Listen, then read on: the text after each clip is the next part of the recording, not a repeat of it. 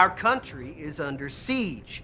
Now, you're the National Security Advisor, Karen. Frankly, I'm surprised by your resistance. These places that you keep building, they're nothing more than concentration camps. Detention facilities. And the criteria for determining who shall be detained are very reasonable. Reasonable.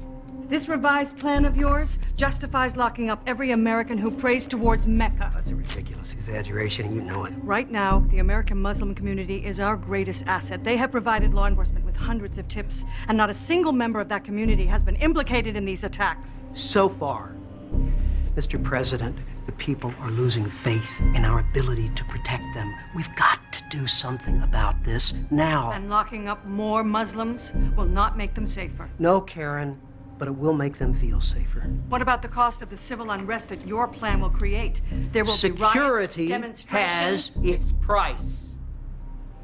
So does freedom, Tom. Listen, I just don't see how I can sign off on something like this. I mean, wasn't it just 3 months ago that I took an oath to preserve, protect, and defend the Constitution? And what about preserving, protecting, and defending the American people?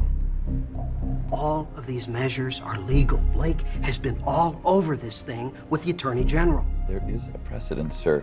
Especially in wartime, Lincoln suspended habeas corpus. Roosevelt signed executive order. Yes, Blake, I know this. And Roosevelt imprisoned over 200,000 Japanese Americans in what most historians consider to be a shameful mistake. Well, I would ask those historians how many of those Japanese Americans were thus prevented from perpetrating acts of sabotage in this country.